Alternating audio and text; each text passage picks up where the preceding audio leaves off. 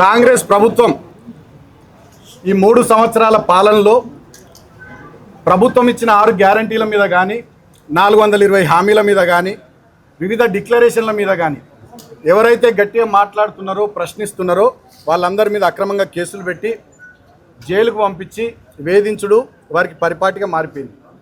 ముఖ్యంగా ఆనాడు తెలంగాణ ఉద్యమంలో 226 కేసులు భరించి సుమారు 4 సందర్భాల్లో లాఠీ చార్జీల్లో గాయపడి చెంచల్గూడ చెర్లపల్లి జైళ్లలో 2009 నుంచి 2014 వరకు వివిధ సందర్భాల్లో జైళ్లలో ఆనాడు నన్ను టార్గెట్ చేసి కాంగ్రెస్ ప్రభుత్వం ఉంచింది. మళ్ళీ వాళ్ళ అధికారంలోకి వచ్చినటువంటి కాంగ్రెస్ ప్రభుత్వం మళ్ళీ నన్ను టార్గెట్ చేస్తూ ఉంది. ఈ 3 సంవత్సరాల పాలనలో నా మీద పదుల సంఖ్యలో కేసులు పెట్టింది. మరి పాత రికార్డు వీళ్ళు బద్దలు కొడతారో ఏందో తెలియదు. గతంలో 226 కేసులు ఉండే నా మీద తెలంగాణ ఉద్యమంలో. ఆ రికార్డు బద్దలు కొట్టాలనుకుంటారో ఏమో ఇప్పటి కాంగ్రెస్ ప్రభుత్వం. అక్రమంగా అనేక కేసులు పెట్టి నన్ను వేధిస్తూ ఉంది.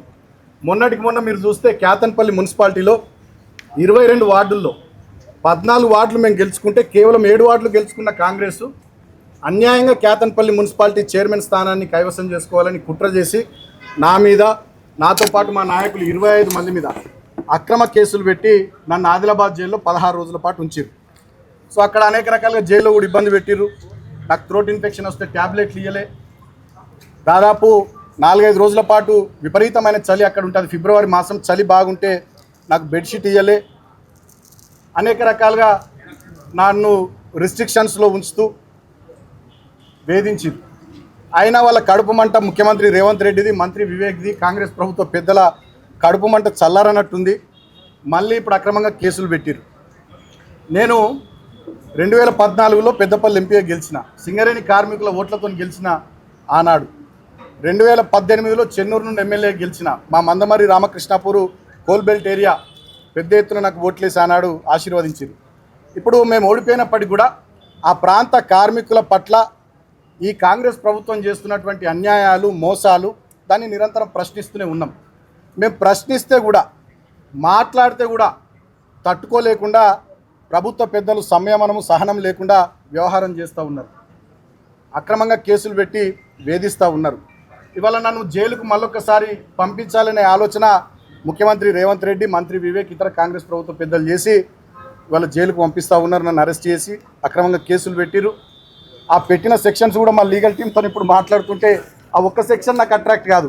326G కానీ ఇతర అనేక సెక్షన్స్ అన్యాయంగా పెట్టిరు. అంటే ఏంది దీని ఉద్దేశం?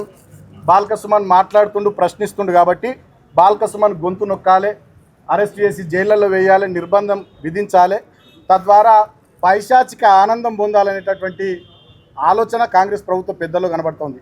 నన్ను అరెస్ట్ చేసుడు, జైలుకు పంపించుడు, వీటి మీద పెట్టే శ్రద్ధ నేను ప్రభుత్వ పెద్దలను అడుగుతూ ఉన్నా.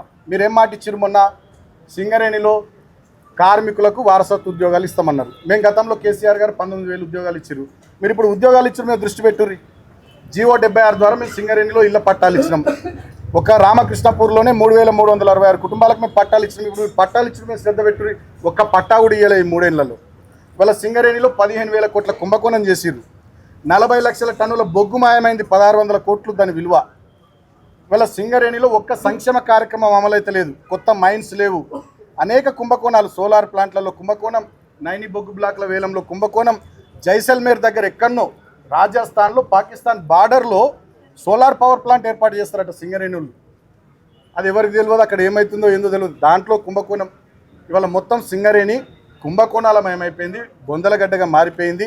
9 జిల్లాల్లో విస్తరించున్నటువంటి సింగరేణి, సుమారు 12 నుండి 14 అసెంబ్లీ నియోజకవర్గాల పరిధిలో విస్తరించినటువంటి సింగరేణిలో ఇవాళ మా కార్మికులు కానీ, వాళ్ళ కుటుంబాలు కానీ, రిటైర్డ్ కార్మికులు కానీ, కాంట్రాక్ట్ కార్మికులు కానీ, ఆ ప్రాంత ప్రజలు కానీ చాలా ఆవేదనతోని, ఆందోళనతోని, బాధతో ఉన్నారు. ఆ ప్రాంత ప్రతినిధిగా ఆ ప్రజల తరపున, ఆ కార్మికుల తరపున మేము మాట్లాడుతున్నాం. మేము మాట్లాడితేనే భరించలేనటువంటి కాంగ్రెస్ ప్రభుత్వ పెద్దలు ప్రజాపాలన పేరిట ఎమర్జెన్సీ నాటి రోజుల్ని తలపిస్తూ ఉన్నారు.